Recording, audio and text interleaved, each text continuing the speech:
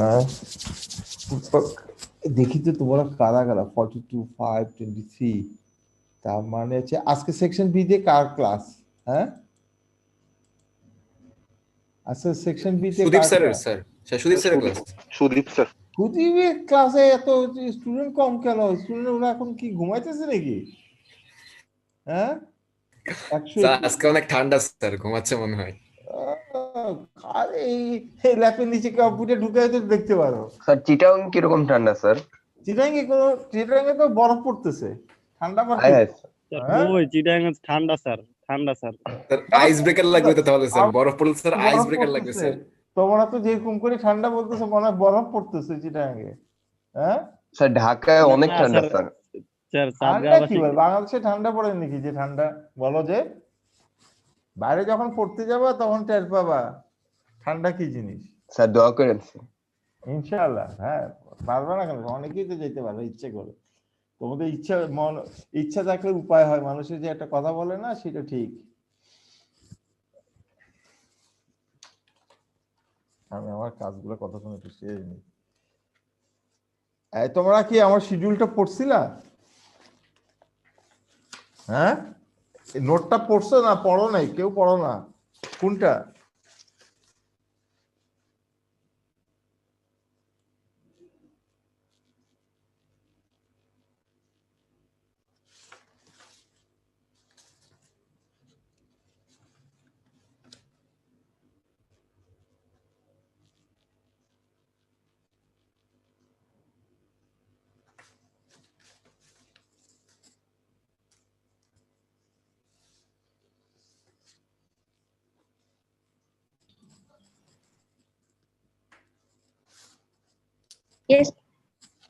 হ্যাঁ আসছো? আমি এখনই শুরু করতে যাচ্ছি, আমি এই কাজটা একটু গোছাই দিই।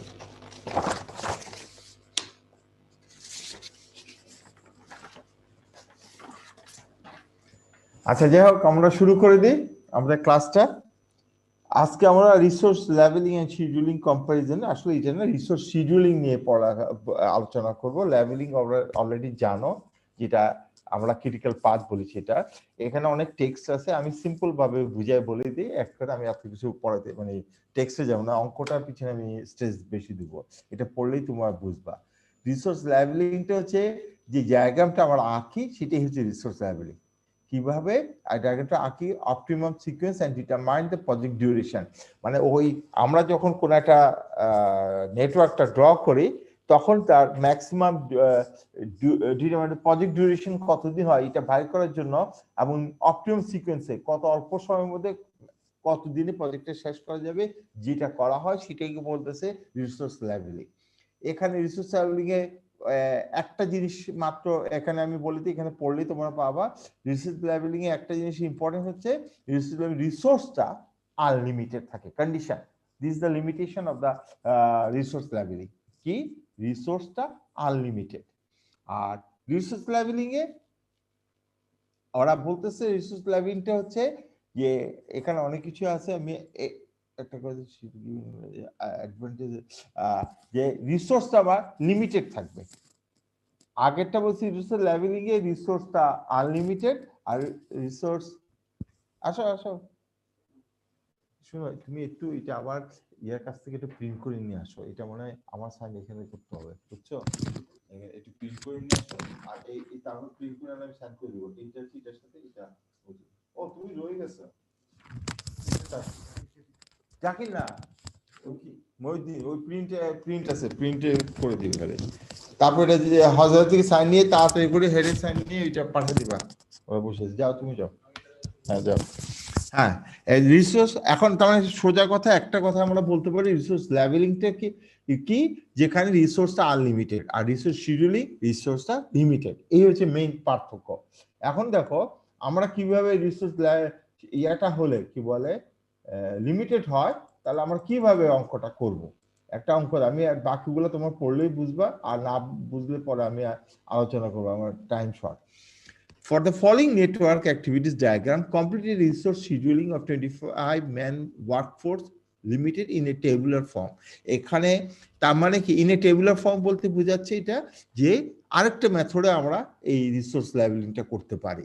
সেটা আমি এখন আর যাচ্ছি না। আমরা টেবুলার ফর্ম যেটা সবচেয়ে বেশি ইম্পর্টেন্ট বলতে আমি যেটা মিন করছি, এটা ইজি এবং অ্যাকুরেট হবে, ভুল হওয়ার সম্ভাবনা কম। যখন তোমরা এটাতে এক্সপার্ট হয়ে যাবে তখন বাকি বার চার্ট দিয়ে করা যায়, সেটা তখন তোমরা করতে পারবে। আর যদি প্রথমে বার চার্টে করতে যাও তোমাদের পক্ষে সম্ভব হবে না, বুঝবাই না। যাই হোক, আপাতত আমরা এটাই বুঝিনি যে 25 ম্যান মান্থে নিচে নেটওয়ার্কটা রিসোর্স শিডিউলিংটা করতে বলছে। তার মানে এখানে যেটা আছে 1-2 এর মধ্যে দেখো, 1-2 এর মধ্যে দেখো 8 হচ্ছে ডিউরেশন, আর 10 ম্যান মানে এই ম্যান মান্থ এক 1 আর 2 এই অ্যাক্টিভিটিসে আমি দেখতে পাচ্ছি আমাকে প্রবলেমে বলে দিচ্ছে, এটা প্রবলেমে কিন্তু বলে দিচ্ছে যে 8 জন মানুষ 10 দিন, টোটাল ফ্লোর 0। এই টোটাল ফ্লোরটা যদি না দেয়, খেয়াল করো, টোটাল ফ্লোরটা না দেয় তাহলে তোমাদের অঙ্কটা কি, এই রিসোর্স লেভেলিং এ যে অঙ্কটা তোমরা সলভ করছো সিপিএম, সেটা ক্রিটিক্যাল পাথ মেথড, সেটা দিয়ে তোমাদেরকে এটাকে সলভ করতে হবে। আগে সলভ করে তারপর তোমাদের যেতে হবে। তাহলে আপাতত আমি বুঝে নিলাম এখানে 1-2 হচ্ছে, 8 হচ্ছে ডিউরেশন, 10 হচ্ছে ম্যান মান্থ। এই অ্যাক্টিভিটিসটা করতে 8 জন লোক লাগবে 10 দিন, সরি 10 জন লোক লাগবে 8 দিন। ধরো আরেকটা দেখি 6-8, এখানে আছে 6-8 এ 8 জন মানুষ 7 দিনে করবে, আর তার টোটাল ফ্লোট হচ্ছে 8 দিন। এখন দেখো প্রবলেম সলিউশনটা আমরা করছি অলরেডি, ওই ইয়াটা টোটাল ফ্লোটা বাইর করে চার্টটা তৈরি করে দেখছি যে লালটা হচ্ছে ইএসসি আর্লি স্টার্টেড টাইম, আর লেটেস্ট স্টার্টেড টাইম হচ্ছে 18 নিচে। মানে এটা কার জন্য দেখছি, 6-তে খেয়াল করো 10 হচ্ছে আর্লি স্টার্টেড টাইম, 18 হচ্ছে লেটেস্ট স্টার্টেড টাইম। ঠিক আছে, এইরকম করে আমরা এটা সলভ করে ফেললাম। এটা আমরা কেমনি সলভ করব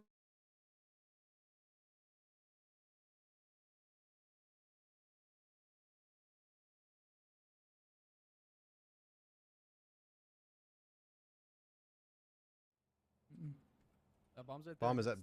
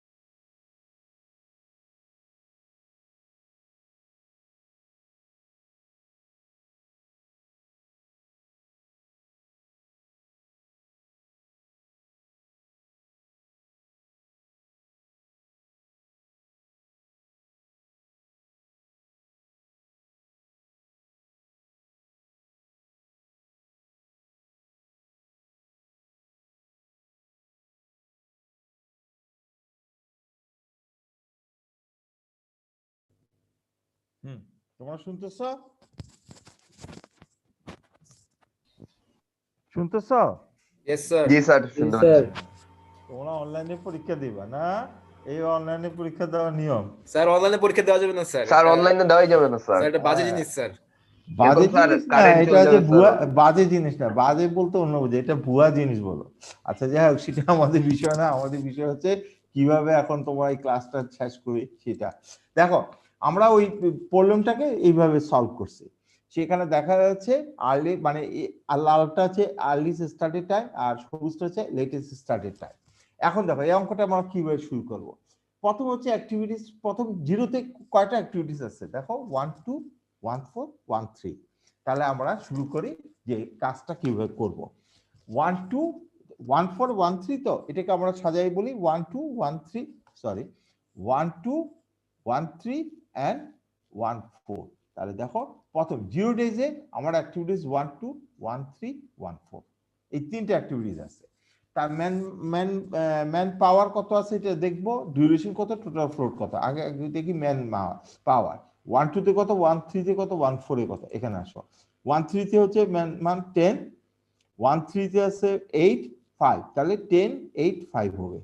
দেখো 10 8 5। তারপর হচ্ছে ডিউরেশন, ডিউরেশন হচ্ছে 8 দিন 8 5 4। প্রথম 1 2 তে 8, 1 3 তে 5, 1 4 এ 4, 8 5 4। তারপর হচ্ছে টোটাল ফ্লোট, টোটাল ফ্লোট হচ্ছে 0 4 3।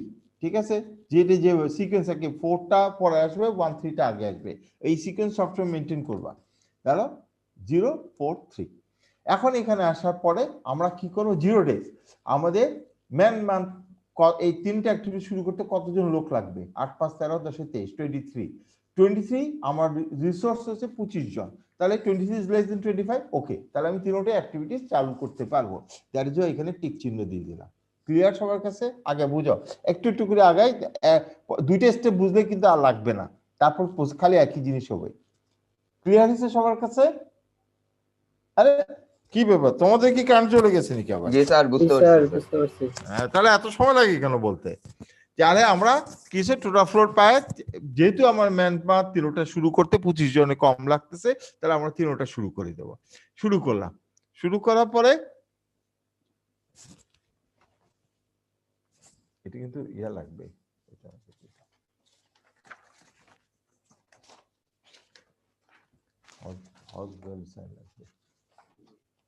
ওকে,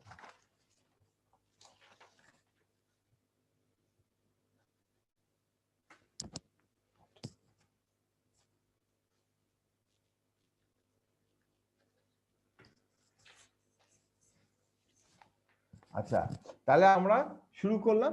শুরু করার পরে এখন নেক্সটটা কি হবে, নেক্সট হবে এই যে ডিউরেশন, ডিউরেশনের মধ্যে কিন্তু সবচেয়ে কম কোনটা হচ্ছে 4, 4 কম কোথাও 1 4, তার মানে 4 দিন পরে 1 4 শেষ হয়ে যাবে। দেখো আফটার 4 ডেজ কি হচ্ছে 1 2 1 3। আগে এটা দেখি কি লিখবো, তাহলে 4 শেষ হয়ে গেল। 4 শেষ হয়ে গেলে 4 এর সাথে অ্যাক্টিভিটিস কোনগুলো আছে খেয়াল করি আমরা এখন এই চার্টে যায়। 4 এর সাথে আছে 4 6 4 8, ঠিক আছে। দেখো 4 6 4 8 বসাচ্ছি। 4 6 4 8 এ ম্যান মান ডিউরেশন টোটাল ফ্লোট আছে কি কি,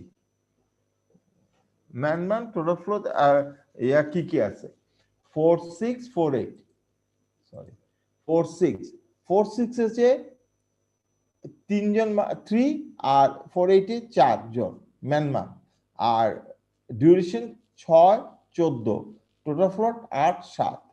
দেখো তিনটাই 3 6, ডিউরেশন 6 14 আর 8 7।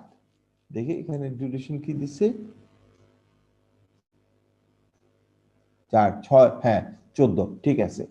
তাহলে এখন এই এই প্রথম এই 1 4 শেষ হয়েছে, 4 6 4 8 বসাই দিলাম সরাসরি। বসাই দেওয়ার পরে 1 2 আর 1 3 যেটা আমরা বসালাম, বসাতে যে কি করব 4 দিন পর, তার মানে 1 2 4 দিন কাজ করছে, 8 থেকে 4 বাদ যাবে, তাহলে 4 বসছে, ঠিক আছে। আর 1 3 5 দিনের ডিউরেশন, আমি 4 দিন কাজ করে ফেলছি, তাহলে 5 থেকে 4 বাদ দিলে 1। ক্লিয়ার কিনা সবার? ঠিক আছে। এখানে একটা জিনিস একটু বুঝতে অসুবিধা হয়ে যাবে, সেটা হচ্ছে 0 4 অলরেডি স্টার্টেড, তার মানে এই দুটো চিহ্ন আগে টিক মার্ক দিয়ে দেবো। তারপরে আমরা করব কি, এখানে ম্যান মান্থটা যোগ করি, এখানে 8 10 আর 18 18 আর সাথে 25, তাহলে 25 আমি এই তাহলে 4 6 আর 4 8 দুটোটা অ্যাক্টিভিটিস আমরা চালু করতে পারবো, 4 6 এবং 4 8 দুটোটাই, কারণ আমার ম্যান মান্থে স্যাটিসফাই করতেছে। তাহলে এগুলো আমি টিক মার্ক দিয়ে দিলাম। এখন এখানে মধ্যে ডিউরেশন সবচেয়ে কম কত, 13 13 কত, একদিন পর, 4 এর সাথে 1 যোগ হয়ে 5 দিন, 5 ডেজ হয়েছে। তাহলে এখানে দেখো 1 3 1 2 10 4 0, তো একদিন 10 3 0 হবে, 10 3 0, ঠিক আছে, ঠিক মার্ক। 1 3 বাদ পড়ে গেছে, শেষ হয়ে গেছে আর কি, বাদ পড়ে নেই মানে শেষ হয়ে গেছে। 4 6 আর 4 8 4 6 আর 4 8 তার ডিউরেশন কত, 6 দিন, 6 দিন দিয়ে একদিন কাজ হয়ে গেছে, মানে 5 দিন বসবে, 14 দিন থেকে একদিন কাজ হয়ে গেছে, 13 দিন বসবে। তারপর আসতেছে 1 3 1 3 পরে অ্যাক্টিভিটিস কোনগুলো আসে, 1 3 পরে আসতেছে 3 6 3 7 3 5 10 8 7 9, দেখো 3 6 5 3, আচ্ছা আগে আমি ম্যান মানটা বসাচ্ছিলাম, 5 3 10 আর 7 8 9, তাহলে 3 6 4 7 6 বসেছে। বসানোর পরে এখন আমার কিন্তু আগে এখানে দেখতে হবে যেগুলো স্টার্ট হয়ে গেছে সেগুলো তীর চিহ্ন দিয়ে দিলাম, মানে ইয়েস 1 2 শুরু হয়ে গেছিল, 4 6 শুরু হয়েছে, 4 8 শুরু হয়েছে, আর বাকি আছে 3 6 আর 3 7। আমি যদি সবগুলো যোগ করি দেখা যাবে 7 5 12 12 সাথে 19 19 29 29 ম্যান মান্থ হচ্ছে, আমি যদি সব অ্যাক্টিভিটি চালু করতে চাই, কিন্তু আমার ম্যান মান্থ হচ্ছে 25, বেশি নাই, তাহলে নট স্যাটিসফাই। তাহলে এই দুটোর মধ্যে একটা বন্ধ, 3 6 3 7 এর মধ্যে একটা বন্ধ করে দিতে হবে, ঠিক আছে, ক্লিয়ার? 3 6 আর 3 7 এর মধ্যে একটা বন্ধ হবে, একটা বা দুটোটাই বন্ধ হতে পারে, আপাতত একটা দেখতেছি বন্ধ হলে কি স্যাটিসফাই করে কিনা। ক্লিয়ার সবার কাছে? সাউন্ড করো না জি কেন? Sir clear sir. তাহলে একটা বন্ধ করতে হবে, কোনটা বন্ধ করব দেখি তো, কে বলতে পারবা? তাহলে বুঝবো যে তোমরা এর আগে পাঠটা পড়ছো ভালো করে। কোনটা বন্ধ, এখানে তো আমি লিখিয়ে রাখছি 10 বন্ধ, 10-এর সাথে ক্রস দিয়ে রাখছি, মানে 3 6 বন্ধ করব, কেন কে বলতে পারবা কেন? তাহলে 25 জনে কাজ করতে পারবে। হ্যাঁ 25 জন কাজ করতে হবে, এটাতে একটা 25 জন আমি যোগ করে দেখবো, আমি কিন্তু বলি নাই প্রথম ম্যান মান্থ কয়জন আমি কাউন্ট করতেছি, আমি বলছি আর এটা টোটাল ফ্লোরটা বেশি, মানে কয়েকদিন আমি অপেক্ষা করতে পারবো, সমস্যা নেই। Right, this is the answer, যে আমি 3 6 টোটাল ফ্লোট বেশি, এখানে আমি বেশি দিন অপেক্ষা করতে পারবো, তাহলে এই কাজটা আপাতত বন্ধ, এই জন্যই বন্ধ। তারপর আমি যোগ করব ম্যান মান্থ কত, তার দেখাচ্ছে 3 3 4 3 7 7 7 14 1424, এই 24 লেস দেন 25, তাহলে আমি 10টা বন্ধ করলাম, এই তাহলে অ্যাক্টিভিটিস বাকিগুলো চালু হয়ে গেল। এখন দেখো 3 5 13 3 8, এটা তো বন্ধ, অতএব দরকার নেই 3, তাহলে আমি আর 3 দিন পরে আমার কি 5-এর সাথে 3 যোগ করি 8, 3 আসছে কোত্থেকে সবসময় খেয়াল করবা, যেটা সবচেয়ে ডিউরেশন কম, যেটা একটা অ্যাক্টিভিটি শেষ হলেই তখন ওই ডেটটা যোগ হয়ে যাবে, তাহলে 5 থেকে 3 যোগ করলে 8 হয়ে গেল, ঠিক আছে 8, তাহলে হচ্ছে 1 2 শেষ হয়ে গেল, এখন 4 6 4 6 5 থেকে 3 বাদ দিলে 2, তারপর হচ্ছে 4 8 13 থেকে 5 বাদ দিলে 13 থেকে 5 বাদ দিলে ডিউরেশন কত, 8 5 8 হবে, এটা এই দেখছো একটু ভুল আছে, যাক 8, তারপর হচ্ছে হ্যাঁ ঠিক আছে, তারপর হচ্ছে 3 6 3 3 5 3, এখানে খেয়াল করো 5 3 10, 13 থেকে 3 বাদ দিবেন না? 13 থেকে 3 বাদ দিবেন স্যার। ওহো তাহলে তো ঠিকই ছিল তো, 10ই দেখি আবার দেখি, হ্যাঁ 13 থেকে 3 বাদ দেবো 3 দিন পর, তো হ্যাঁ সরি ঠিক আছে, 13 থেকে 3 বাদ দিলে 10ই আছে, ঠিকই আছে আমার এটা, যাক হ্যাঁ আমি একটু ইয়া করিনি, হ্যাঁ ঠিক আছে 13 থেকে 3 বাদ দিলাম 10 হলো, আর 3 6 দেখো 3 6 এটা খুব ইম্পর্টেন্ট, তাহলে এখানে আমি 3 দিন এই কাজটাকে বন্ধ করে রাখছি, তাহলে তার কাজ বন্ধ, মানে ম্যান মান্থ তো ইউজুয়ালি ডিউরেশন 5 3 ঠিকই আসছে, কোথায় কমছে দেখো খেয়াল করে, এই 7, মানে 10 দিনে টোটাল ফ্লোট ছিল, এখন 3 দিন বসে থাকাতে তার টোটাল ফ্লোট হয়ে গেছে 7 দিন। ক্লিয়ার সবার কাছে? জি স্যার। ক্লিয়ার, এইটাই এখানে এই টেকনিকটা এইটাই, হয় ডিউরেশন বন্ধ কমবে, নাহলে টোটাল ফ্লোট কমবে। টোটাল ফ্লোট তখনই কমবে যদি তুমি কাজটা না শুরু করো, তাহলে টোটাল ফ্লোটের দিকে হাত দেবো, আর কাজ যদি শুরুতে মানে কন্টিনিউ টিক চিহ্ন থাকে তাহলে বুঝতে হবে ডিউরেশনটা কমে গেল, এই আর কিছু না এখানে। তারপরে 3 7 3 7, হ্যাঁ তাহলে 3 7 এখানে 7 8, 8 থেকে 3 বাদ দিলে 5, 8 থেকে 3 বাদ দিলে 5, আর 9 তো 9 আছে। আর এখানে কি ছিল 1 2 শেষ হয়ে গেছে, 1 2 এর পরে কি আসে 2 5 এ ম্যানমাত 15 9 0, 15 9 0, ঠিক আছে।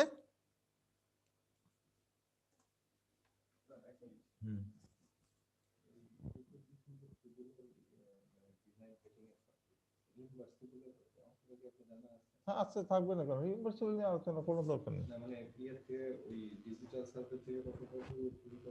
এটা তুমি যে ওয়ার্কটা পাবো সেখান থেকে পাবা, তুমি থাকলে যে পাবা কোনো কথা নেই তো, ওটা একদম আলাদা। ওখানে কি বলতে পারো ওইটা কাজের জন্য ওইটা তো আমরা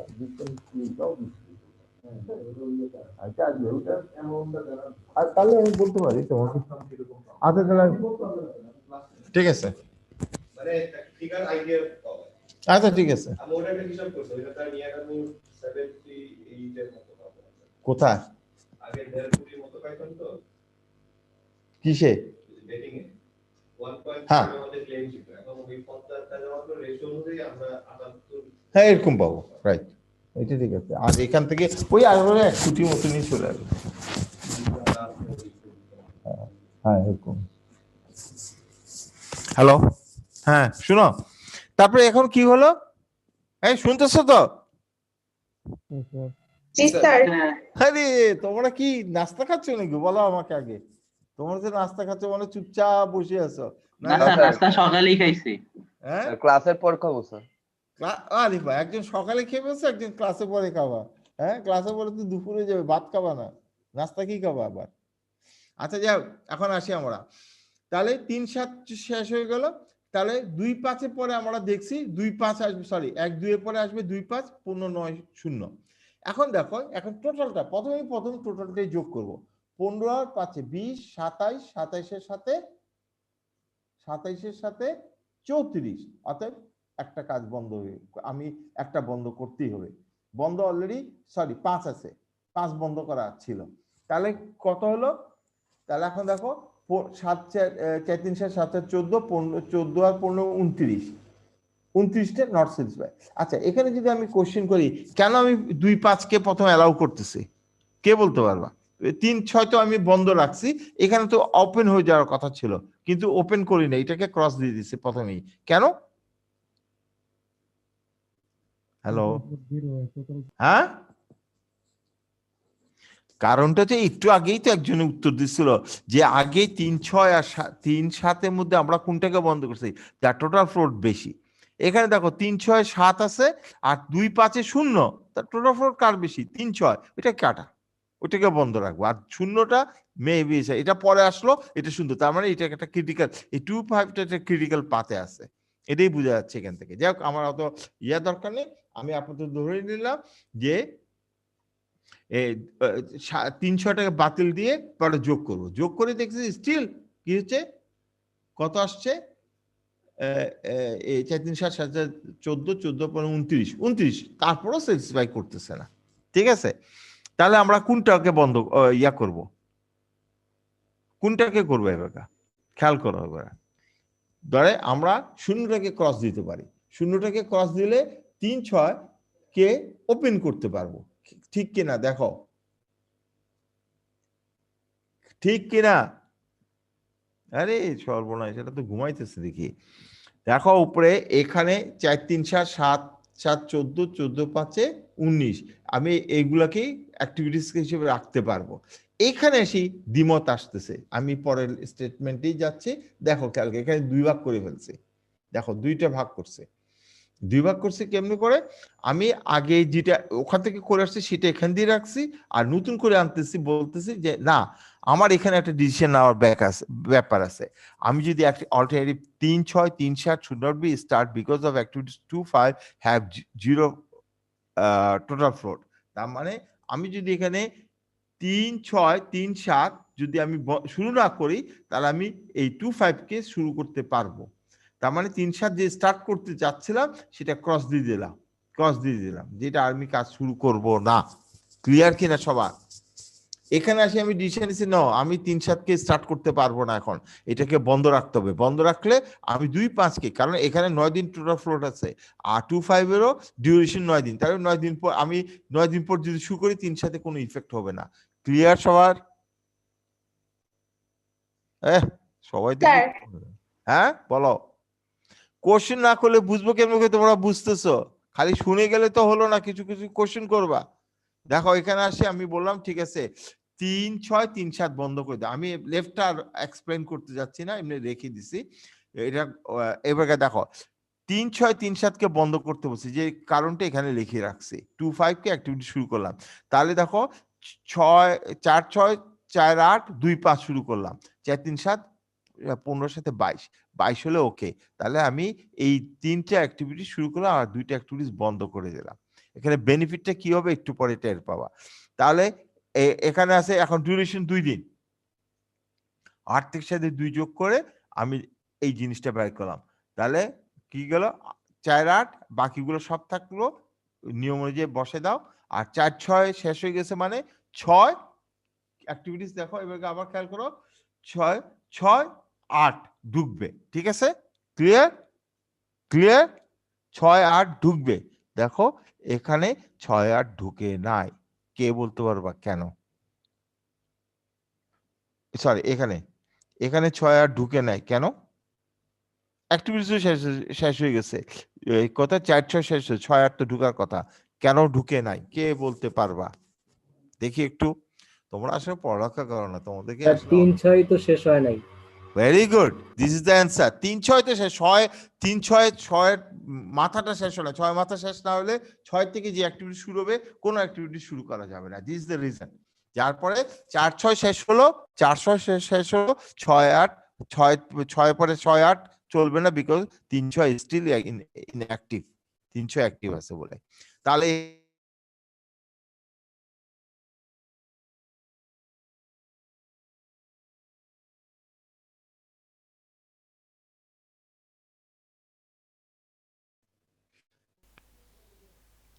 স্যার কথা শোনা যায় না।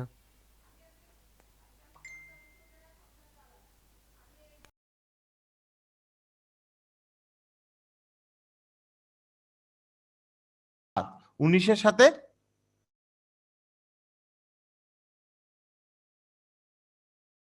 তারপরটাতে যদি 3-6 বাদ দিই তাহলে 6-8 তো বাদ, 7 তো যখন ঢুকতেই পারতেছে না ম্যান পাওয়ার, 8 আর ঢুকতে পারবে না। তাহলে আমার উপরে 2টা আছে, বাকি 2টা ক্রস। তাহলে এখানে আসে 4, এখানে এসে 5 আর 4, মানে 4 দিন পর কি 13 আর 4 17, 17তে এটা হয়ে গেল শেষ। আর 3-7 6-8 বসলো, আর বাকি আছে কি 2-5, 2-5 পরে 2-5 পরে 5-8, man month 8, duration 8 0, man month 8 কত 6 কোথায়, এটা নাই পরেরটা, 6-8 8-7, হ্যাঁ 8 ম্যান মান্থ। তাহলে 6-8 ঢুকলো, ঢুকার পরে এখন দেখো এখানের মধ্যে সবচেয়ে কম ডিউরেশন কত 2-5, 2-5টা আমি এখানে 13 সাথে 4 যোগ করলাম 17 দিন, 17 দিন করে আবার স্টেট মারলাম, 2-5 শেষ হলে 5-8 ঢুকবে, 8 আর 0, মানে ওখান থেকে দেখিয়ে নিয়ে বসাবো। এখানে গ্রাফটা ওই ছবিটা ইম্পর্টেন্ট, ওখানে ভুল করতে পারবা না, ভুল বসালেই কিন্তু অঙ্কটা ভুল হয়ে যাবে। এখন দেখো এখানে দেখো 4-3-7 8-7 15, 15 আর 8 কত, 15 আর 8 কত, 7-4 11, সরি এখানে ভুল বলছি, 7-4 11, 11 আর 8 19, 19 আর 8 26, ওইটা আমি এখানে লিখি নেই, যে আমি সবগুলো যোগ করলে 26 হয়, 26 ইজ নট স্যাটিসফাইড, সো 6-8 বাদ। তাহলে এবারে দেখি 7-4 11 8 19, 19 মানে আমি 5-8 শুরু করব। কেন 6-8 শুরু করবো, এটা ডিউরেশন টোটাল ফ্লোট বড়।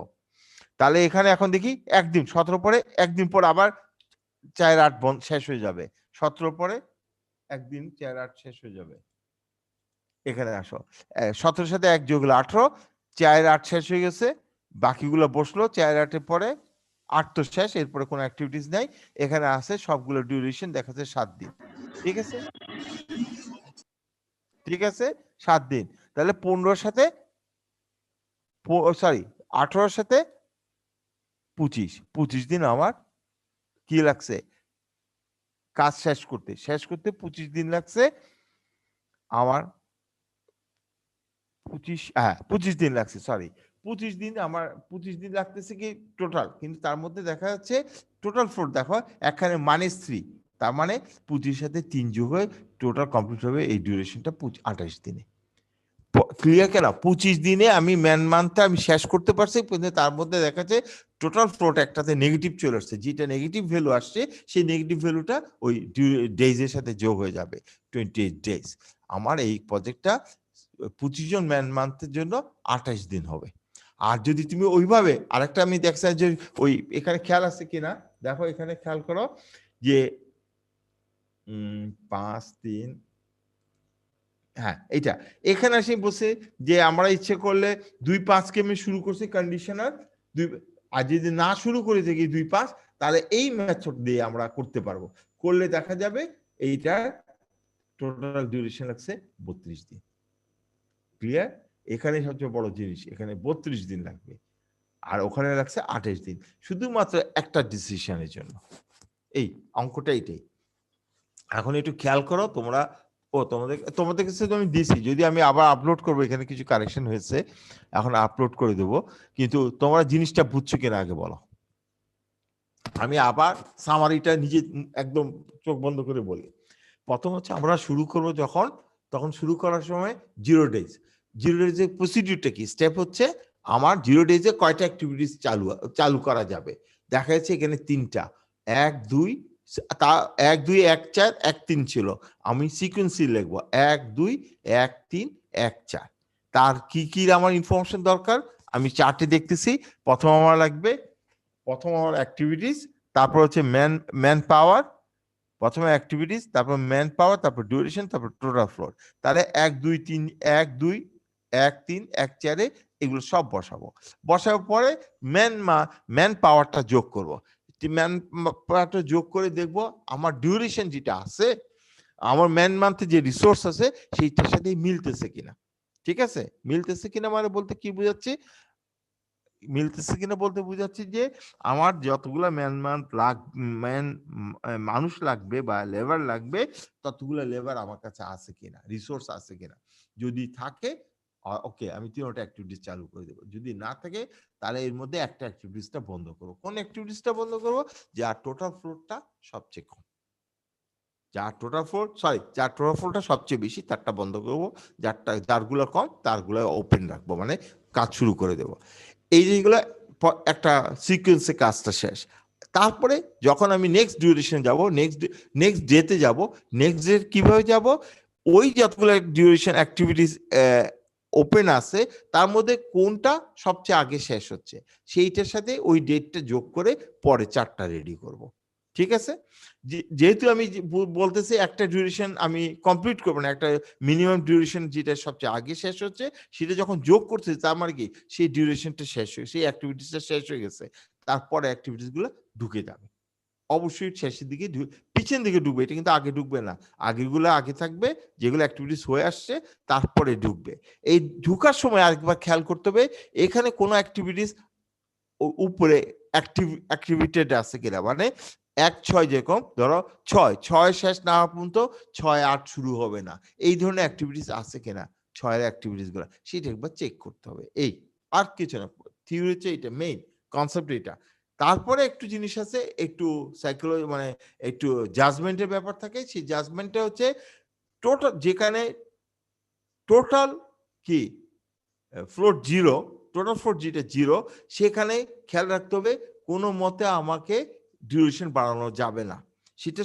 সেটাকে যদি তুমি কোনো কারণে একদিন স্টপ করো তাহলে তোমার ডিউরেশন বেড়ে যাবে। সেটাকে আমি ফার্স্ট প্রায়োরিটি দিব।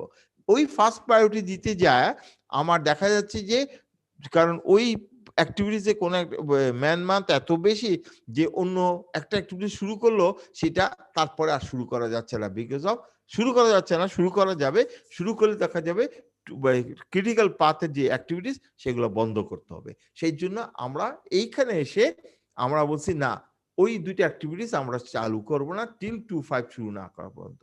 ওইটা করতে যায় যে জিনিসটা ঘটছে, দেখা গেছে 3 সাথে তোমার টোটাল ফ্লোট নেগেটিভ হয়ে গেছে।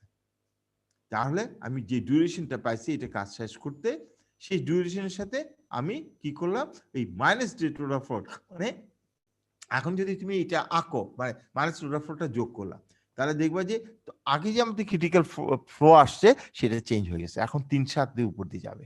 ক্লিয়ার কিনা সবার কাছে বলো? আগে যে দেখো, আগে অ্যাক্টিভিটিস আমি একটু দেখাই। হ্যাঁ বলো।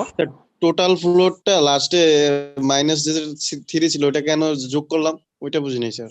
এটা বুঝে না, এই জন্য 3-7 তার যে টোটাল ফ্লোট ছিল সব খেয়ে মাইনাসে চলে গেছে। মাইনাস যাওয়া মানে কি, তাকে অতিরিক্ত সময় ওখানে তুমি আটকায় রাখছো, যাইতে দাও নাই, সে কি তাকে আর 3 দিন লেট করে দিচ্ছে। তার সে চলো সাপোজ ধরো 3-7, আচ্ছা ঠিক আছে ধরা লাগবে না, আমি দেখি 3-7 টোটাল ফ্লোট কত ছিল। এই 3-3-3-7, 3-7 টোটাল ফ্লোট 9 দিন। 9 দিনের জায়গায় তুমি কি করছো, তাকে 12 দিন বসায় রাখছো। তার মানে কি করছো, তার মানে তুমি এই কাজটাকে 12 দিন আটকায় রাখাতে সে 3 দিন লেট হয়ে গেছে। তার টোটাল ডিউরেশন যা পাইছো তার সাথে 3 দিন যোগ হবে। ক্লিয়ার কিনা এবার বলো? মানে তোমার 3-7 টোটাল ফ্লোট ছিল 9 দিন, তুমি কি করছো সেখানে 9 দিনের জায়গায় তাকে 12 দিন আটকায় রাখছো, তাহলে কি হয়েছে, সে 3 দিন লেট করে ফেললো। স্যার এইটাই, এই যেরকম 5-8 মানে ক্রিটিক্যাল পাথে 0-0, সেখানে যদি একদিন লেট হতো তাহলে তোমার দেখা লাগতো না, কারণ এটা আমি জানি টোটাল ফ্লোট 0 মানে এটা ক্রিটিক্যাল। একদিন লেট হলে একদিন লেট হয়ে গেছে পুরো প্রজেক্টটা। এই হচ্ছে মেইন কনসেপ্ট, ঠিক আছে স্যার। তার মানে এই অঙ্কটাতে খেয়াল করো, এখন আমি কিছু বলি, খেয়াল করো তোমরা। এই অঙ্কটাতে দেখা যাচ্ছে আমার 25 দিন অ্যাক্টিভিটি এটা শেষ হওয়ার কথা, যদি রিসোর্স আনলিমিটেড হতো। রিসোর্স যদি আনলিমিটেড হতো তাহলে এটা 25 দিন। আনলিমিটেড মানে কি, যা দরকার তাই পাইলেই 25 দিনে কাজ সারা যেত। যেহেতু রিসোর্স লিমিটেড করে দেওয়া হয়েছে, লিমিটেড করে কত করছে 25 দিন, তাতে এটা ডিউরেশন 28 দিনে চলে গেছে। এই হচ্ছে বেসিক কনসেপ্ট। ক্লিয়ার কিনা? ঠিক আছে, এটাই হচ্ছে তোমার। স্যার বলো। স্যার 18 দিনে যদি কোনো টোটাল ফ্লোট মাইনাস না থাকতো তাহলে তো স্যার 25 দিনই লাগতো, মানে হচ্ছে। হ্যাঁ, তাহলে তার মানে কি বলবা, রিসোর্স ইজ আনলিমিটেড। রিসোর্সটা আনলিমিটেড, যা দরকার ছিল তাই পাইছে। আনলিমিটেড মানে তুমি আবার মনে করো যে তোমার 1000 জন লোক বসে আছে, তা না, মানে যা দরকার তা পাইছে, সেটাকে আমরা আনলিমিটেড বলি। রিকোয়ারমেন্ট যা ফুলফিল করতেছে তাহলে আনলিমিটেড। মানে এখানে যদি মাইনাস না পেতাম তাহলে বুঝতাম যে আমার 25 জন might be optimum, may not be optimum, মানে 26 জন লোক আছে 25 জন দিয়ে আমি কাজ করছি, এটাও হতে পারে। মানে আনলিমিটেড ইয়াতে সেটে যায় বসে গেছে, এটাই, আর কিছু না। ক্লিয়ার হয়েছে কিনা বলো? দেখো এটা কিন্তু অঙ্কটা করতে গেলে একটু খুব ঠান্ডা মাথায় করতে হবে, আস্তে আস্তে আগাইতে হবে। যদি তাড়াতাড়ি করতে যাও তাহলে কিন্তু ভুল হওয়ার সম্ভাবনা খুব বেশি থাকবে। বিশেষ করে এই অঙ্কটা করার সময় ফিগারটাকে সামনে রাখতে হবে, সামনে রাখলে ভুল হওয়ার সম্ভাবনা কম থাকবে। ফিগার মানে কোনটা বুঝেছি, যেটা তোমরা লেগ করবা, এই ফিগারটাকে সামনে রাখতে হবে, ঠিক আছে? এই ফিগার বা এর আগেটা হয়তো তোমাদের যে পরীক্ষা আমি বলছি না যে টোটাল ফ্লোট যদি দিয়ে থাকে তাহলে মানে অঙ্কটা সলভ করে তোমাকে দিয়ে দিচ্ছে। টোটাল ফ্লোট দেওয়া না থাকলে তখন তুমি সলভ করে টোটাল ফ্লোটটা বের করবা, এটা আর কিছুই না।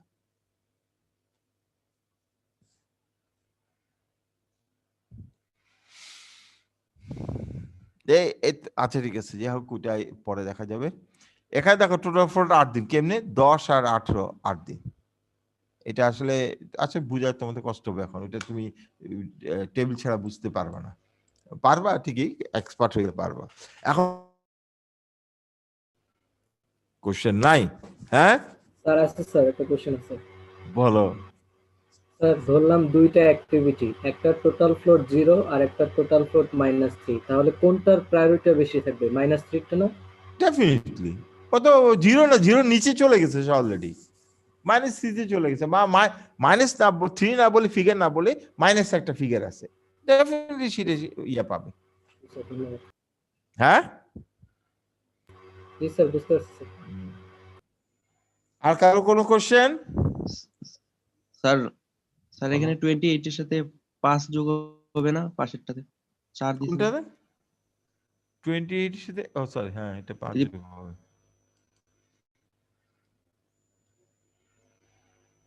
এটা একটু চেঞ্জ হয়েছিল, আমি কারেকশন করছিলাম একটু আগে, সেই জন্য তো আমাদের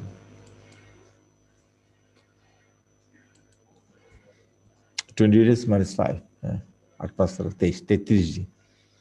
শুধুমাত্র একটা ডিসিশন দেখো, ওখানে একটা ডিসিশনের জন্য ওটা আমি অত ইম্পর্টেন্স দিই না, খালি বুঝাইতে যাচ্ছি যে আসলে এখানে যে রেজাল্টটা পাবো এই রাইট সাইডে তার থেকে ডিউরেশন বেশি হবে, এটা আমি শিওর ছিলাম, শিওর থাকবা, তখনই তোমরা দেখবা যে বেটার যে না করা, এদিকে না যাওয়া, কারণ তুমি ওখানে ওখানে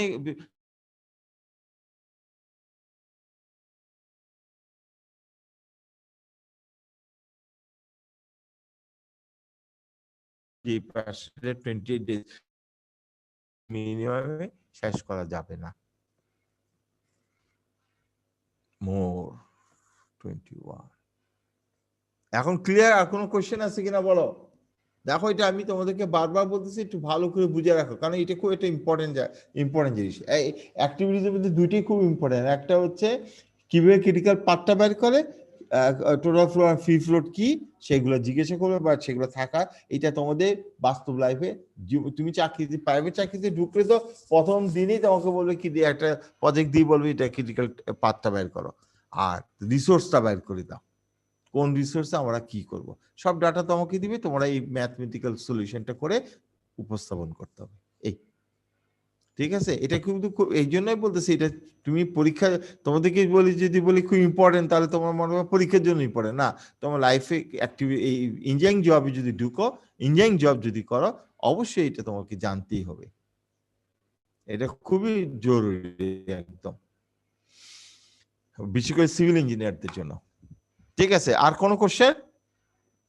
হ্যাঁ না স্যার। আর নাই কোশ্চেন? ঠিক আছে, তাহলে এখন আমরা এটাকে স্টপ করতেছি শেয়ার। এখন আমি আরেকটা জিনিস দেখাচ্ছি, দেখো ক্রিটিক্যাল, এটা sorry,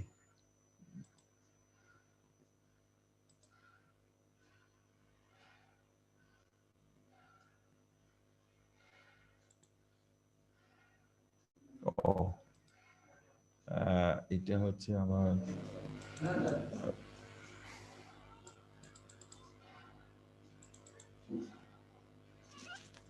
class lecture, gender flow chart.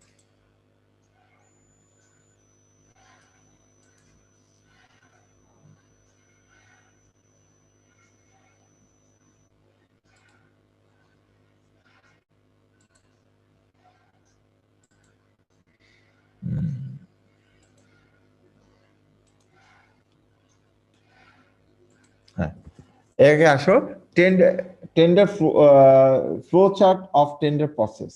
ঠিক আছে, এখানে আমি তোমাদেরকে দিনে আমি কি আরেকটা কয়েকদিনের মধ্যে একটা আপলোড করব, দুইটা ক্লাস নোট, সেটা হবে কি জানি, কন্ট্রাক্ট এবং টেন্ডার, কন্ট্রাক্ট এবং টেন্ডার। টেন্ডার কি ধরনের টেন্ডার হয় এটা আমার সামনে আছে, আমি যেটা দেখতেছি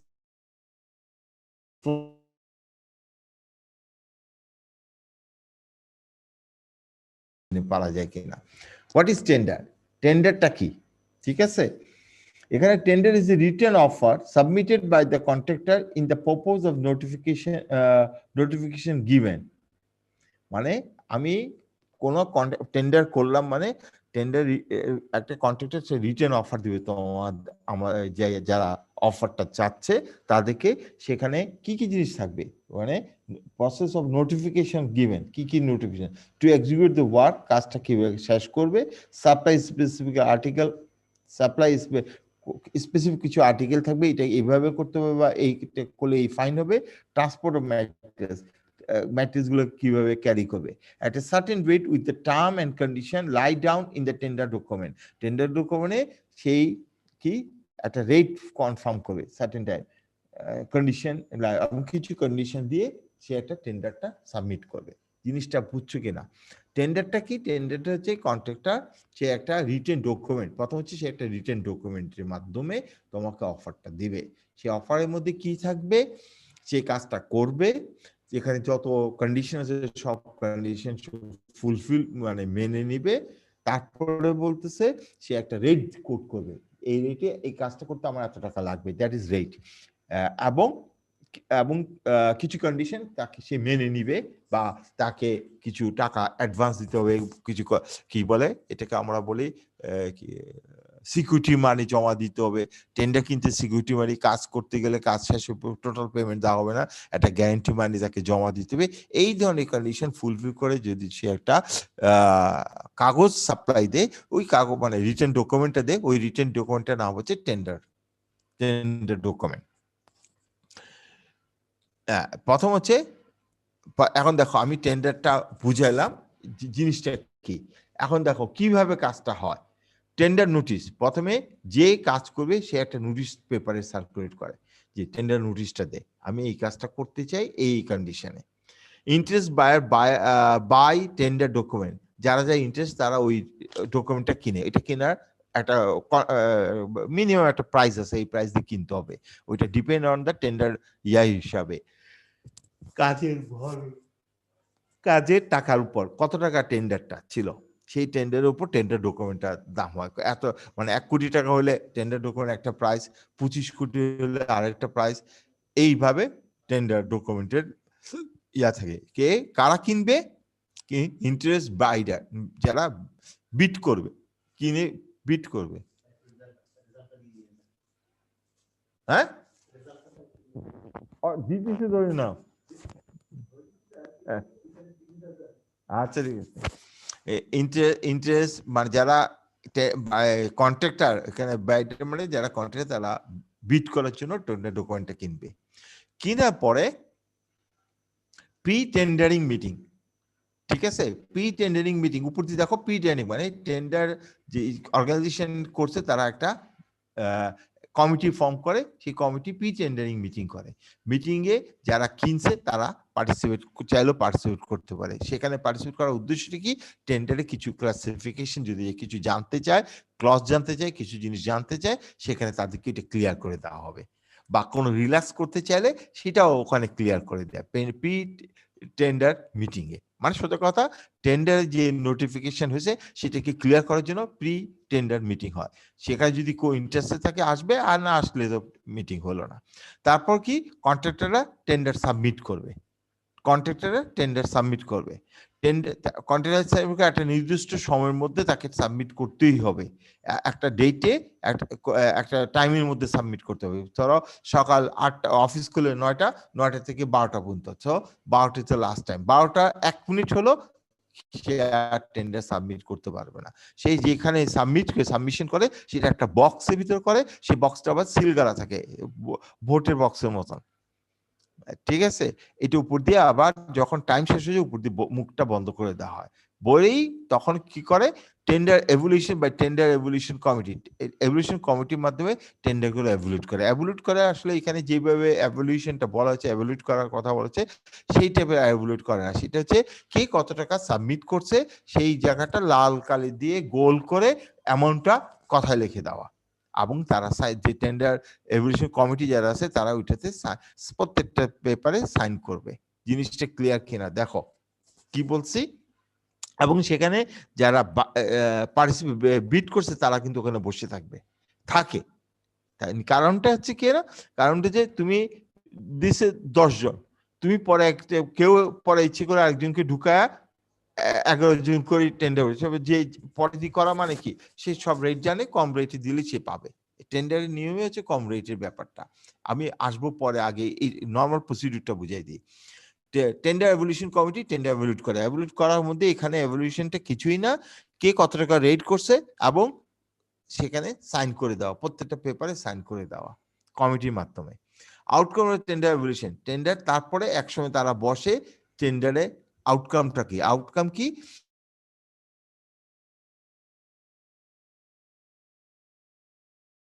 এক একটার দাম হচ্ছে 5 টাকা, তাদের 5.50 হবে, সে 30, ঠিক আছে। তখন এই টেন্ডার এভলিউশন কমিটি ওইটাকে 30টাকে 50, 30 না এটা 50, এই জিনিসটা তাদের পুরো রাইট আছে, সেটা কি মিস্টেক হিসেবে বলে, এটা দিস ইজ দ্য মিস্টেক, ঠিক আছে। অথবা এরকম হতে পারে 10 × 3, 3 টাকা করে ধরছে, 30 টাকা লিখে রাখছে 50 টাকা, দিস ইজ অলসো মিস্টেক, ওরা 30 টাকা করে দেবে, ঠিক আছে। তাতে আউটকাম এভলিউশন করে তারা আউটকাম বলতে কি বোঝাচ্ছে, আউটকাম বলতেছে তারা কস্টিংটা বাইর করে ফেললো, টোটাল কত কস্ট।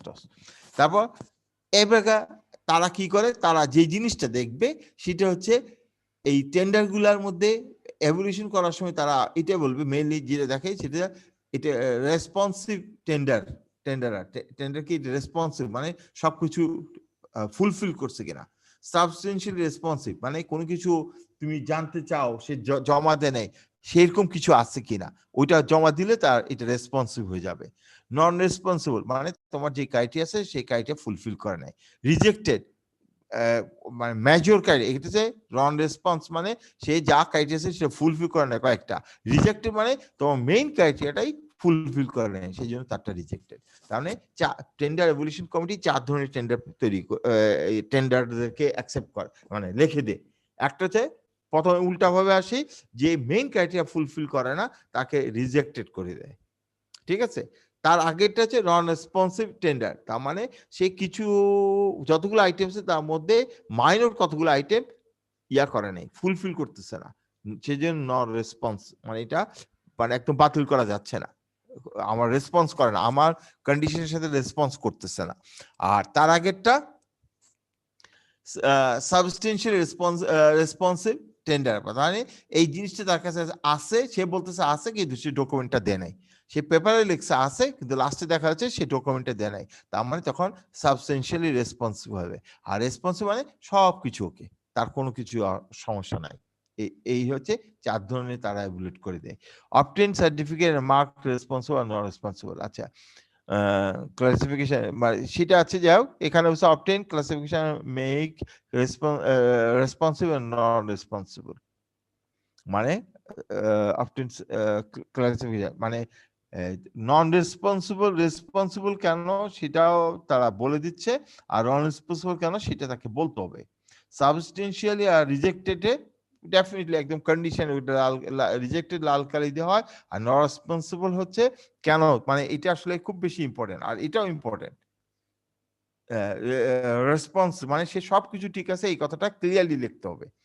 এরপরে এই 4টার মধ্যে আমরা সাধারণত নন রেসপন্সিবলটাই না হয় না, সাবস্টেন্সিয়ালটা যেটা ডকুমেন্ট বলতেছে আমার কাছে আছে কিন্তু ডকুমেন্ট দেয় নাই, সেই দুইটাকে নিয়ে তারপর আমরা নিচে নামবো কিভাবে, লোয়েস্ট বিডার টেন্ডার মানে যে সবচেয়ে কম টাকা দিছে তারটা আগে ফাইন্ড আউট করা হয়, মানে না হওয়ার পরে সেখানে দিয়ে সে কি আগে পোস্ট কোয়ালিফিকেশন তার সে কি আগে কোয়ালিফাই করছে কিনা, আগে আমি এটা বুঝাই দিচ্ছি, পরে আমি আরেকটা প্রসেসে বলবো।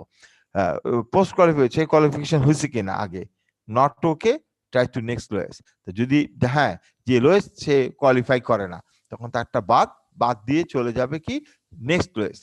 এখন এখানে তোমরা বলতে পারো যে কেন তারটা বাদ যাইতে পারে যে যারা এস্টিমেট করছে তারা বলতেছে এই কাজটা করতে 100 টাকা লাগবে, 100 টাকা কম লাগবে না, প্রফিট তারপরে আসবে, তখন সেই কেউ যদি 90 টাকা দেয় তখন তাকে ওই ক্লজে, এটা কিন্তু আগেই করতে হবে, এটা কিন্তু পরে করতে পারবে না, আগে করতে হবে যে এই কাজটা করতে এত টাকা নিচে করলে সেই কাজটা করতে পারবে না বা কাজটা কোয়ালিটি সম্পন্ন হবে না, তাহলে ওই জিনিসটা লেখা থাকলেও মানে ওইটা গোপন থাকে, সেই জিনিসটা তখন দেখে যে এই লোয়েস্টটা ওই টাকার থেকে কম কিনা, ঠিক আছে, তখন চলে যায় উপরের দিকে। এখানে একটু বলে নি, পিডব্লিউডি আমাদের তারা কি করে একটা রেট ফিক্সড করে দেয়, এত টাকা তোমার কাজটা করতে এত টাকা লাগবে, ঠিক আছে, রেট ফিক্স। এখন যারা টেন্ডার জমা দেয় তারা কি করে ওই লোয়েস্ট, কেউ লোয়েস্ট কেউ হাইস্ট, কেউ বলে আমি এই টাকা দিতে পারবো না, তার থেকে 3% আবার হাই করতে হবে, কেউ লিখতেছে না এই টাকা দিয়ে হবে না, আমাকে সরি এই টাকা বেশি হয়ে গেছে আমাকে 2% লোয়েস্ট দিলেও হবে, কেউ বলতে পারে না যে টাকা সেই টাকা দিয়ে আমি করে দেবো। তার মানে তাহলে এখানে লোয়েস্ট কেসে যে -2 মানে কম পার্সেন্ট বলছে যে আমি কম টাকা নেবো, 2% কম টাকা দিয়ে কাজটা করে দেবো, সে হচ্ছে সবচেয়ে লোয়েস্ট। হাইয়েস্ট কে যে বলছে 3% হায়ার ভ্যালু সেটা, ঠিক আছে। এইভাবে ওখানে আবার পোস্ট কোয়ালিফিকেশন কি 10 এর নিচে পার্সেন্টে গেলে যে আমি এত টাকা আছে 10% নিচে মানে 11% দিলে সে কিন্তু বাদ পড়ে যাবে, কারণ ওই টাকা দিয়ে সে কাজটা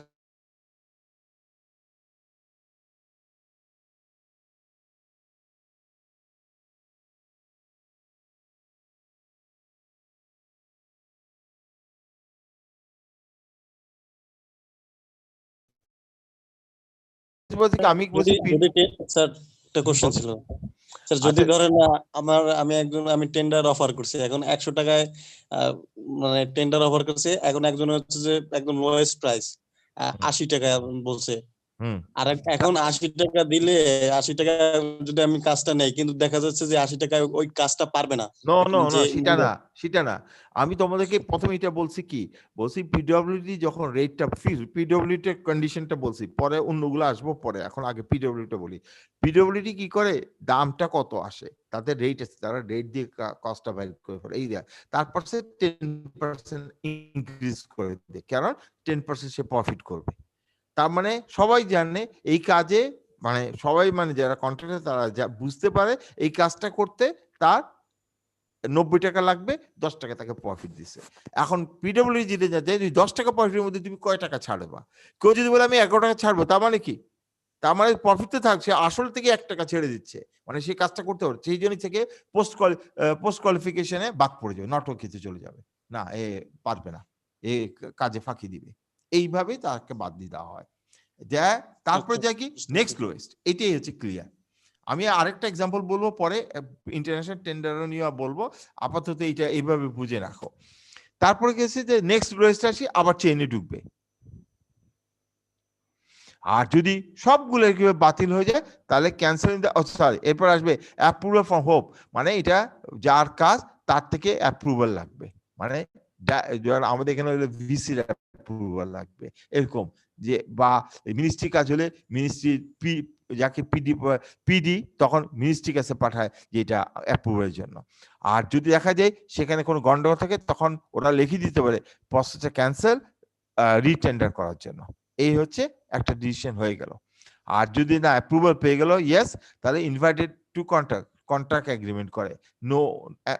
নোয়া মানে হচ্ছে নোটিফিকেশন অফ অ্যাওয়ার্ড, যেটা এখান দিয়ে লিখে রাখছি, এটা খুব মানে খুব নোয়া বললেই বুঝতে হবে, it is nothing but the notification off award, মানে তাকে কাজ করা অনুমতি দেওয়া হলো, মানে তাকে একটা অ্যাওয়ার্ড দেওয়া হচ্ছে, তুমি কাজটা পাইছো। তারপর কন্ট্রাক্ট সাইন হয়, দেন কন্ট্রাক্টর চলে আসে, ঠিক আছে। এখন তোমাদেরকে আমি বলি আরো কতগুলো প্রসেস, এগুলো আমি টেন্ডার নিয়ে বলছি। টেন্ডার নিয়ে যেগুলো জিনিস আসবে, তারপর আসবে আমি এরপর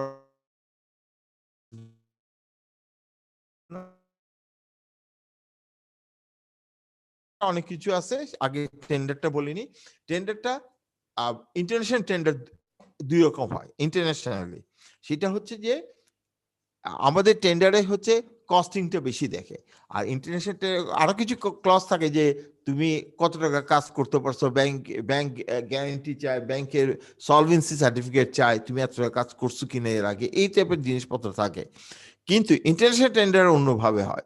ইন্টারন্যাশনাল টেন্ডার হচ্ছে তুমি টেন্ডার সাবমিট করার সময় 2টা টেন্ডার সাবমিট করতে হয়। ইন্টারন্যাশনাল টেন্ডার বা বড় টেন্ডার গুলোতে 2টা টেন্ডার সাবমিট করতে হয়। 2টা কি, একটা হচ্ছে কাজ করার জন্য তোমার কোয়ালিফিকেশন, আর একটা হচ্ছে তোমার ফাইন্যান্সিয়াল অফার। 2টা কিন্তু আলাদা। ওইটাকে আমরা যেটাকে কাজ করার কোয়ালিফিকেশন যেটাকে আমরা টেকনিক্যাল এভালুয়েশন বলি, আর যেটাকে আমরা ইয়াতে বোঝায় যেটা ফাইন্যান্সিয়াল, সেটা ফাইন্যান্সিয়াল এভালুয়েশন। তো ফাইন্যান্সিয়াল এভালুয়েশনটা সবসময় বন্ধ থাকবে, এটা খোলা যাবে না, ওটা খুলতেই পারে, ওটা সিলগালা থাকবে, সিলগালাই থাকবে, খোলা হবে খালি টেকনিক্যাল এভালুয়েশন। টেকনিক্যাল এভালুয়েশন হিসাবে তারা এভালুয়েট করে, ধরো বড় কাজে বেশি লোক আসে না, 3-4 জন বা 10 জন হোয়াট এভার মেবি, যা আসে সেগুলো থেকে কারেকশন করতে করতে করতে তুমি যদি সবই কোয়ালিফাই করে তাহলে একটা সিকোয়েন্স তৈরি করতে হয়। যে সবচেয়ে ভালো বা সে এই সাউন্ড আছে এই কাজ করতে, এই কাজের ক্ষমতা বেশি, এর টাকা বেশি, সবকিছু তার বেশি বেশি, তাকে 1 নম্বর দিবে। এইভাবে টেকনিক্যালি 1 2 3 4 করে সাজানো হয়। তারপরে কি কাজ? তারপরে হচ্ছে যখন এটা হয়ে যায়, এটা ডিক্লারেশন হয়ে যায়, টেকনিক্যালি এরা সাউন্ড, বাকিরা বাদ। তারপরে টেকনিক্যাল যারা সাউন্ড হচ্ছে 1। এখন কি আমি কিন্তু এখনো জানি না কে কত টাকা ইয়া দিছে, বিট করছে। এখন কি 1 কি খোলা হবে। 1 কি খুলে দেখলো যে সে বেশ একটা ভালো অ্যামাউন্ট ইয়া করছে, বিট করছে। তখন তাকে ডাকা হয়, আসো। আমি এটি বলছি ইন্টারন্যাশনাল টেন্ডারের কথা বলতেছি। তাকে ডাকা হয়, ডাকে বসার পরে তাকে বলে তুমি যে টাকা দিয়ে থেকে কমাও, কত কমাইতে পারবা। এটা সে নেগোসিয়েশন চলে। নেগোসিয়েশন চলে, কিন্তু তারা বলে না তারা কত পর্যন্ত, কত হলে তারা অ্যাকসেপ্ট করবে, কিন্তু খালি নেগোসিয়েট করতে থাকে। করতে করতে দেখা যায় একটা পয়েন্টে আসি, এই যে বিট করছে সে বলতেছে না আমি এই 150 টাকা নিচে নামবো না, ঠিক আছে, 150 কোটি টাকা নিচে নামবো না, ধরো এবার আমি এইভাবে বলি যেহেতু এটা বড় টেন্ডার। তখন তারা দেখে তার বাজেট কি আছে, বাজেটে দেখছে না তার বাজেট 150 কোটি নেয়, 120 কোটি আছে। তখন কি করে, তাকে রিজেক্ট করে না, তাকে বলছে ঠিক আছে। তখন তারটা পাশে রেখে দিয়ে, মানে তাকে রেখে দিয়ে আরেকদিন সেকেন্ড যে কোয়ালিফাই করছে তাকে ডাকে। তারটা খুলে দেখলো যে সে 150, সে 160 কোটি টাকা দিয়ে রাখছে। তখন তার সাথে কতক্ষণ আলোচনা হয়। সেই যেদিন কমতে কমতে কমতে বলতেছে ঠিক আছে 130 কোটি টাকা দিয়ে আমি করতে পারি, নিচে যাবে না সে। তখন তারটাও বাদ। তারপরে চলে আসে কি থার্ড ওয়ানটা বের করে দেখা যায় সে দিয়ে রাখছে 130 কোটি। তাকে তখন চাপা, মানে ধরে বলে যে ঠিক আছে আপনি কত কমাইতে পারবেন। কমাইতে সে যদি 120 নিচে চলে, 100, ডেফিনেটলি ওরা তখন এটা নিয়ে আলোচনা হয় না, ওরা তাকে কমাইতে চেষ্টা করে যত কমাইতে পারে। সে তখন একটা লাস্ট ফাইনাল বলে যে 115 কোটি দিয়ে পারবো। দেন সেই প্রস্তাব হিসেবে চলে যায় না, সেটা প্রস্তাব হিসেবে যায় না, তখন যায় একের কাছে। এককে বলে যে তুমি 115তে পারবা, তুমি লিখিত দিয়ে 115তে পারলে তুমি আমাদের অফারটা পাবা। সে বলে, যদি বলে না তাহলে সে বাদ। 2কে বলে 115তে পারবা, সে বলে হ্যাঁ আমি পারবো, তাহলে কিন্তু যে পাইছে সে আর পাবে না, ওই 2 টেকনিক্যালি যে সাউন্ড বেশি তাকে দিতে হবে। This is the international tender procedure. Clear? এটাই। আর টেন্ডারে এমন কিছু নেই, এখানে খালি খেয়াল রাখতে হয় টেন্ডারের প্রসেসটা কি, প্রসেসটা একটু মনে রাখতে। আমি যদিও তোমাদেরকে তোমাদেরকে আমি শীট দিব, what is tender form, tender document, tender notice, এগুলা কি থাকে, টাইম লিমিট ও টেন্ডার নোটিশ, এটা একটা জিনিস কি স্কেল অফ টেন্ডার পেপার, এগুলা লিটারেচারের মতন তোমার পড়লেই বুঝতে পারবে, এটা কিছুই না। আমি যে এখানে যে ফ্লো চার্টটা বলা হয়েছে, এই চার্টকে একটু এক্সপ্লেন করে দেওয়া হয়েছে। আর্নেস্ট মানি, সিকিউরিটি ডিপোজিট, এগুলা জিনিস আরো স্পেসিফিক আর কি, ওয়ার্ক অর্ডার, কন্ট্রাক্ট ডকুমেন্ট, এই টাইপের জিনিস এখানে রিটেন আছে। আমি কয়েকদিন এই সপ্তাহের মধ্যেই তোমাদেরকে আপলোড করে দিব এই কাজটা, এই টেন্ডারটা বোঝার জন্য। আর কিছু কারা কারা শুনতেছো দেখি তো, এক এক করে আমার সামনে দাঁড়াও তো। কে? জি স্যার, শুনতেছি স্যার। কত Yes, রোল sir. নাম্বার কত? শুনতেছি স্যার। 94 ঘুমাইতেছে তো, শুনতেছি স্যার। সবাই তো দেখি ঘুমায়। শুনতেছি স্যার। কে কে ঘুমাচ্ছে তুমি বলো তো দেখি।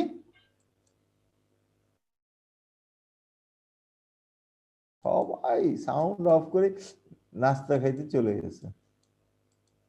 স্যার পড়ালেখা করতেছো তোমরা? একটা কোশ্চেন ছিল বলো। স্যার। অনেক সময় আমরা যে ইন্টারন্যাশনাল টেন্ডার করি, এটা তো আমার ওই যারা টেন্ডারে আগ্রহী হবে তাদের তো আমরা 2টা ক্রাইটেরিয়া দেখি, তারা আগে কাজ করছে নাকি এবং তাদের ফিনান্সিয়াল দ্যাট ইজ কেমন এটাই তো আছে। বললাম টেকনিক্যাল এখন এভ্যালুয়েশন। স্যার অনেক সময় কি, যেমন পদ্মা সেতুতে আমি একটা ইন্টারভিউ দেখছি, ডক্টর জামিলুর রেজা চৌধুরী জানে, অনেকে ফলস ডকুমেন্ট করে স্যার, ওই যে মানে তাদের আহ, আগে কাজ করার অভিজ্ঞতা আছে নাকি, ফলস ডকুমেন্ট করে দেয়। ধরেন আমি ওই কমিটিতে আছি, টেন্ডার কমিটিতে, এখন এটা আমি কিভাবে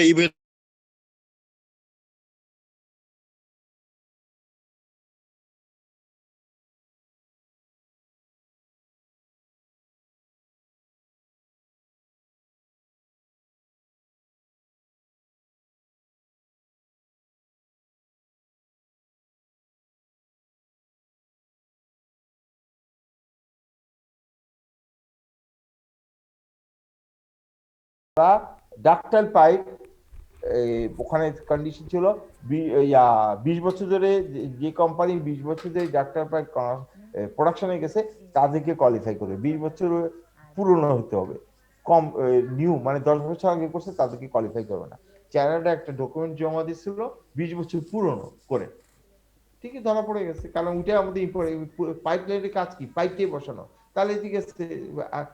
এই পাইপটা এরা যে কোম্পানি কথা হচ্ছে কোম্পানি এস্টাবলিশ হয়েছে, ইন্টারনেটে গ্রুপে দেখা যায় যে 10 বছর আগে মানে এস্টাবলিশ পাইপলাইন কোম্পানি এস্টাবলিশ হচ্ছে ধরো আরো 50 বছর আগে, কিন্তু যেই ডাক্টাইল পাইপটা এখানে বসানো হবে সেই ডাক্টাইল প্রোডাকশন তারা 10 বছর আগে শুরু করছে, অটোমেটিক্যালি বাতিল করে দিবা। এই এখন এগুলো বাইর করতে কিছুই না, খালি সার্টিফিকেট যেটা হয়, সার্টিফিকেট হচ্ছে যার সার্টিফিকেট আছে তার সাথে তাকে খালি ইমেল করে কনফার্ম করে দেওয়া।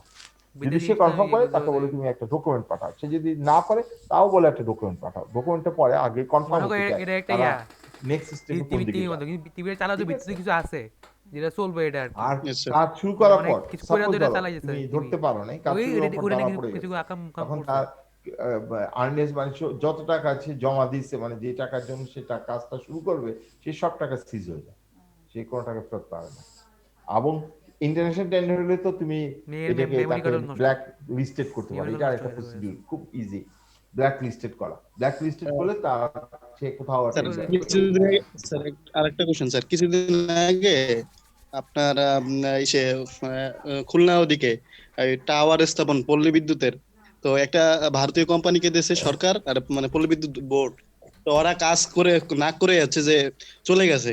আর যাদের সাব কন্ট্রাক্টর ছিল তাদেরকে কাজ দিয়েছে, তো তারা হচ্ছে যে সাব কন্ট্রাক্টরদেরকে টাকা দেয় নাই, কিন্তু যারা মেইন কন্ট্রাক্টর ওরা টাকা নিয়ে সব ভাগিয়ে গেছে। এখন ওই কোম্পানি দেউলিয়া হয়ে গেছে, এখন সরকার কি করবে বা পল্লী বিদ্যুতায়ন বোর্ড কি করতে পারে? কিছু করতে পারবে না এখানে, কিছু সরকার কি করবে সেটা পরের কথা, সরকার কিছু করতে পারবে না। স্যার তাতে লস হইলো না কার? স্যার এখন ওই যে মানে কাজও ঠিক মতো করলো না, আবার কাজ যদি ঠিকঠাক করে, শুনো তুমি দুইটা কথা বলে ফেলছো। একটা হচ্ছে মিস্টার একটা টেন্ডার কোম্পানি টেন্ডারের জিনিসটা নিয়েছে, টেন্ডার নেওয়া মানে কি, সে কিছু কিছু টাকা সে জমা রাখছে, কিছু টাকা সিকিউরিটি মানি রাখছে, এগুলো রাখার পরে সে কাজ শুরু করছে। কাজ শুরু করতে যায়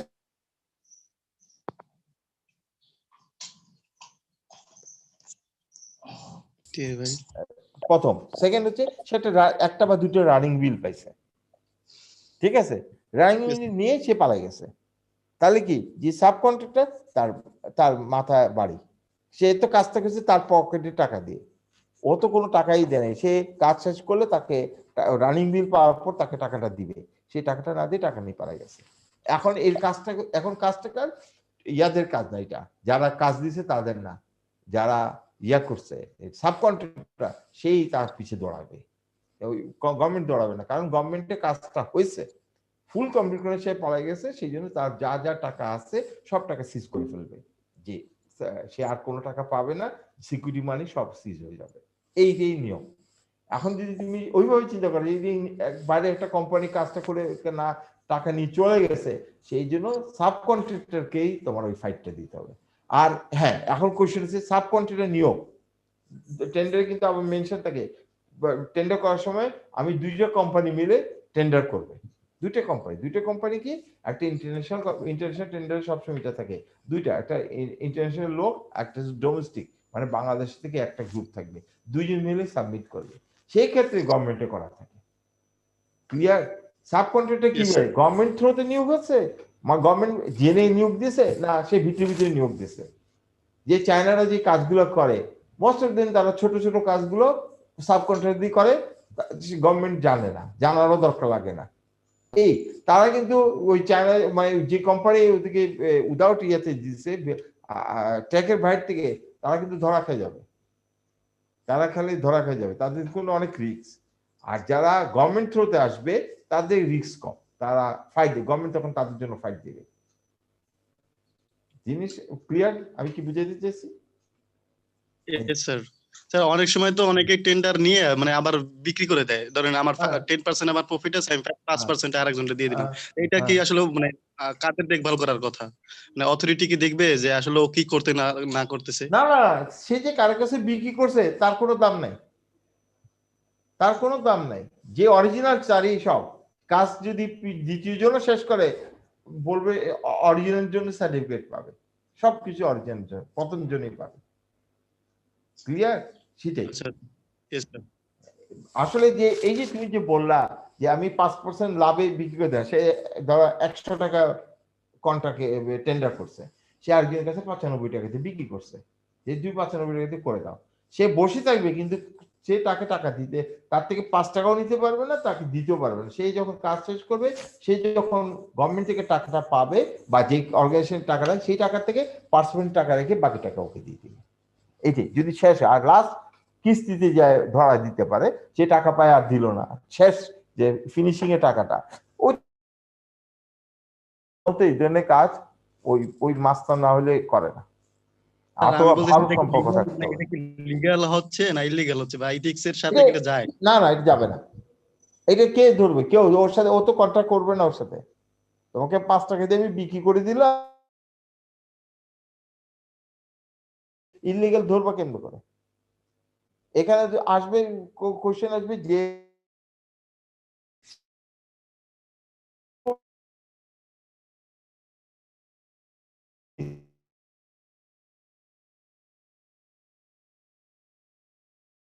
কাজটা করে, তাকে টাইম টু টাইম টাকা গভর্নমেন্ট থেকে পাইলে বা অর্গানাইজেশন থেকে পাইলে তাকে টাইম টু টাইম টাকা দিতে থাকে, শুধু 5% কম টাকাটা দিবে, এই আর কিছু না।